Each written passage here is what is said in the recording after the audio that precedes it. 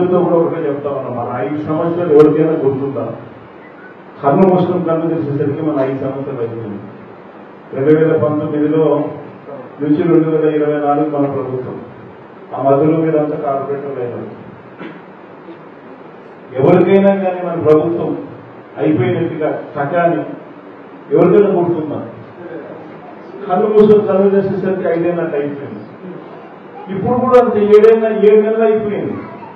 కన్ను మూసుకొని కన్ను తెరిచేసరికి 7 నెలలు అయిపోయింది. 8 రోజులు ఉంది. ఇంకా కన్ను మూసుకొని కన్ను తెరిచేసరికి మిగిలిన సమయం కూడా అయిపోతుంది. సమయం గడిచే కొద్దీ నెలలు గడిచే కొద్దీ చంద్రబాబు నాయుడు భయం ఎక్కువ అవుతుంది, వాళ్ళ కార్యకర్తల్లో ఇంకా గుబులు ఎక్కువ అవుతుంది. మనం రెట్టించిన ఉత్సాహంతో మనం ఇంకా ఎక్కువ పెరుగుతాం. అందరూ కూడా ఒకటే ఆలోచన చేసుకుంటాం. ఒక రాత్రి వచ్చిన తర్వాత ఒక పగలు రాత్రి కన్ను మూసుకుంటే 2-3 సంవత్సరాలు కూడా కన్ను మూసుకుంటే అయిపోతుంది. దాని తర్వాత వచ్చేది మన ప్రభుత్వం. మన ప్రభుత్వంలో ఎవరైతే కష్టాల్లోనూ నష్టాల్లోనూ నాతో పాటు ఎవరైతే ప్రయాణం చేసినారో వాళ్ళందరికీ కూడా మంచి రోజులు వస్తాయన్నమాట.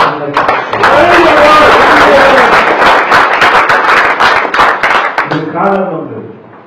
కష్టాల్లో ఉన్నప్పుడు మనకు ఇబ్బందులు ఉంటాయి, ఆర్థికపరమైన ఇబ్బందులు ఉంటాయి. ఈజీగా మనం ప్రలోభాలను అవతల మనం ప్రలోభాలను పెట్టే పరిస్థితులు ఉంటాయి.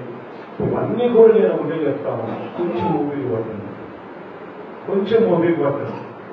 ఇప్పటికీ కూడా మీ అందరికీ కూడా ఎవరికి ఏ అవసరం వచ్చినా, ఎవరికి ఏ కష్టం వచ్చినా కూడా అవినాష్ మీ అందరికీ కూడా నా తమ్ముడే అన్ని రకాలుగా మీకు తోడుగా ఉంటాడు. ఒకే ఒకటి చెప్తాను,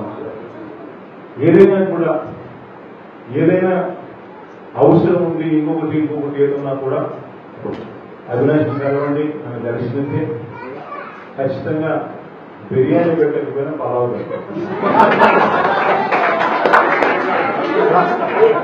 బిర్యానీ బాగుంటారు సార్, మీరు బిర్యానీ బాగున్నారు ఆల్రెడీ. బిర్యానీ అనేది మనం వచ్చినాక మనం అధికారంగా వచ్చినాక మీ అందరికీ నేను బిర్యానీ పెడతాను సార్. బాగున్నారు సార్, ఒకటి బాగున్నారు,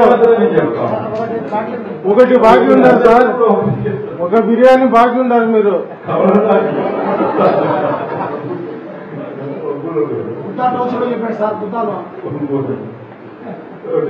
చెప్తాను, కష్టాలు అనేది రాకుండా కష్టాల్లో ఉన్నప్పుడు మనం క్యారెక్టర్ అనేది మనం పెరగాలి.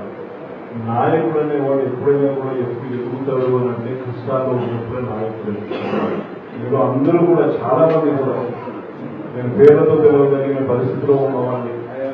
నా 15 ఏళ్ళ నా రాజకీయ నేను రాజకీయాలు మన పార్టీ నుంచి మొట్టమొదటి నుంచి కూడా అంతా కూడా కన్సిస్టెంట్గా ఉన్నది నాతో పాటు.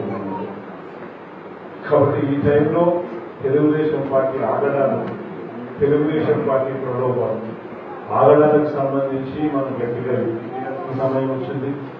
ప్రలోభాలకు సంబంధించి గట్టిగా ఆ ప్రలోభాలకు మనం నో చెప్పాల్సిన సమయం కూడా వచ్చింది.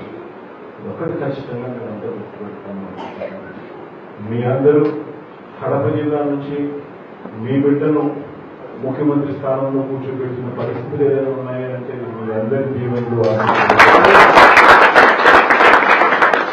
నేను రేపు పొద్దున ముఖ్యమంత్రి అయినాను అంటే మీ ఇంట్లో మీ బిడ్డ ముఖ్యమంత్రి అయినాను. ఇది ఖచ్చితంగా మిగతా రాష్ట్రంలో అందరికన్నా కూడా అత్యధికంగా కూడా ఎక్కువ సన్నిహిత సంబంధాలు ఎవరికైనా ఉన్నాయి అంటే నేను కడపలో ఉన్నాను కాబట్టి, కడపలో పుట్టాను కాబట్టి, కడప బిడ్డను కాబట్టి, 15 ఏళ్ళగా నాతో పాటు పార్టీ పెట్టినప్పుడు మీరు అందరూ నాతో నడిచినారు కాబట్టి, అంతకు ముందు కూడా నేను ఎంపీగా నేను ఉన్నాను కాబట్టి, అంతకు ముందు కూడా నాయకుతో పాటు నేను తిరిగినాను కాబట్టి మీ అందరితో కూడా సత్సంబంధాలు ఇక్కడ ఈ జిల్లాలో ఉన్నంతగా బహుశా నాకు రాష్ట్రంలో కూడా ఎక్కడ బహుశా ఉన్నారు. మీరందరూ కూడా చాలా మందితో ఆ రకమైన అనుబంధాలు, ఆ రకమైన సంబంధాలు ఉన్నాయి. కాబట్టి ఈ టైంలోనే మీరందరూ కూడా కష్ట సమయంలోనే మీరందరూ కూడా నన్ను ఇంకా వెలుగట్టి రాష్ట్రంలోకి మీరు చూడు జగన్, జిల్లా మాకు వదిలిపెట్టేసి జిల్లా మేము చూసుకుంటాము అని మీరంతా నన్ను ప్రోత్సహించి పంపించాల్సిన సమయం కూడా వచ్చింది. ఎందుకంటే బహుశా నేను కూడా ఇంత ఫాస్ట్ గా ప్రజల్ని పోవాల్సిన అవసరం ఉంటుందో అనుకోలే. కానీ చంద్రబాబు నాయుడు గారు పాలన ఎట్టుందనంటే ఓ పక్క సూపర్ 6 లేవు, సూపర్ 7 లేవు, మరోవైపు చూస్తే బాధుడే బాధుడే కార్యక్రమంతో నిజంగా ప్రజలను ఇబ్బందులు పెట్టే కార్యక్రమం జరుగుతా ఉన్న మధ్యలో నేపథ్యంలో మనం కూడా పోరుబాటుకు వెంటనే కూడా పోరుబాటు చేయాల్సి వస్తుంది. అందుకని రైతులకు సంబంధించిన విషయాల మీద మనం ఈ మధ్య కాలంలోనే ఒక ధర్నా చేసినాం. ఈ 27వ తారీఖున మనమంతా కూడా కరెంటు బిల్లులకు సంబంధించి ఇంకొక ధర్నా చేయబోతా ఉన్నాం. అదే మాదిరిగా జనవరి 3వ తారీఖున పిల్లల చదువులకు సంబంధించి ఫీజు రీఇంబర్స్మెంట్ ఎగరగొట్టిన పరిస్థితుల మధ్య ఆ పిల్లల చదువుల కోసం తాపత్రయపడుతూ వాళ్ళ కోసం ధర్నా కూడా చేయాల్సిన పరిస్థితి కూడా వేగంగా జరుగుతూ ఉంది. జనవరి నుంచి నేను కూడా జిల్లా పర్యటన స్టార్ట్ చేస్తా ఉన్నాను. ఇంకా కార్యక్రమాలు యాక్టివిటీ లెవెల్స్ ఫాస్ట్ గా జరుగుతూ ఉంటా ఉన్నాయి.